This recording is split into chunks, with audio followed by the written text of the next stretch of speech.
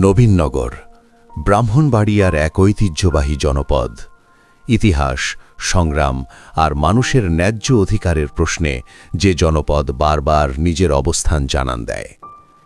এই এলাকার মানুষ আজ খুঁজছে এমন একজন নেতৃত্ব, যিনি ক্ষমতাকে দেখবেন আমানত হিসাবে এবং রাজনীতিকে দেখবেন সেবার জায়গা হিসেবে।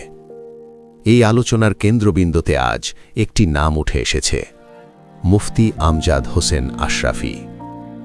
বাংলাদেশ খেলাফত মজলিস তথা ইসলামী 10 দলীয় ঐক্যজোটের মনোনীত প্রার্থী হিসেবে ত্রয়োদশ জাতীয় সংসদ নির্বাচনে ব্রাহ্মণবাড়িয়া 5 নবীননগর আসনে তিনি প্রতিদ্বন্দ্বিতা করছেন। তার নির্বাচনী প্রতীক রিকশা। মুফতি আমজাদ হোসেন আশরাফি একজন আলেম। ধর্মীয় জ্ঞান, নৈতিকতা এবং ব্যক্তিগত সততার কারণে তিনি সমাজে আলাদা পরিচিতি পেয়েছেন। দেশের বিভিন্ন প্রান্তে ওয়াজ মাহফিলের মাধ্যমে তিনি বারবার কথা বলেছেন ন্যায়, আমানত এবং মানুষের অধিকার রক্ষার দায়িত্ব নিয়ে। রাজনীতিতে তিনি নতুন নন।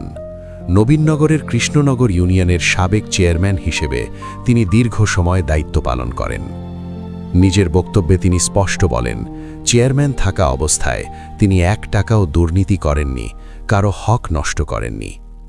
স্থানীয়দের অনেকের ভাষ্যেও উঠে আসে তার সময়ে রাস্তাঘাট, অবকাঠামো এবং জনসেবামূলক কাজে দৃশ্যমান উন্নয়ন হয়েছিল।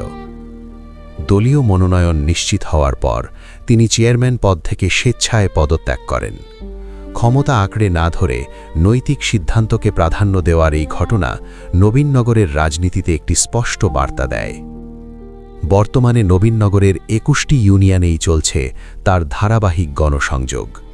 হাটে, বাজারে, গ্রামে তিনি কথা বলছেন সরাসরি সাধারণ মানুষের সঙ্গে, শুনছেন তাদের অভাব, প্রত্যাশা এবং দীর্ঘদিনের না বলা কথা।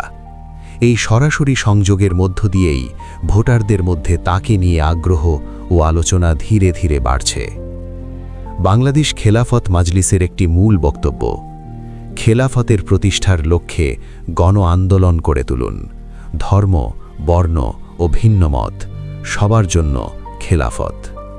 এই আদর্শকে সামনে রেখেই মুফতি আমজাদ হোসেন আশরাফি নিজের রাজনৈতিক অবস্থান তুলে ধরছেন। নবীননগরের এক গুরুত্বপূর্ণ সমাবেশে বাংলাদেশ খেলাফত মজলিসের আমির আল্লামা মামুনুল হক তার হাতে আনুষ্ঠানিকভাবে তুলে দেন নির্বাচনী প্রতীক রিকশা। জোটের সমঝোতার অংশ হিসেবে বাংলাদেশ জামায়াতে ইসলামীর মনোনীত প্রার্থী অ্যাডভোকেট আব্দুল বাতেন নিজের মনোনয়ন প্রত্যাহার করেন এবং প্রকাশ্যে জানান তিনি মুফতি আমজাদ হোসেন আশরাফি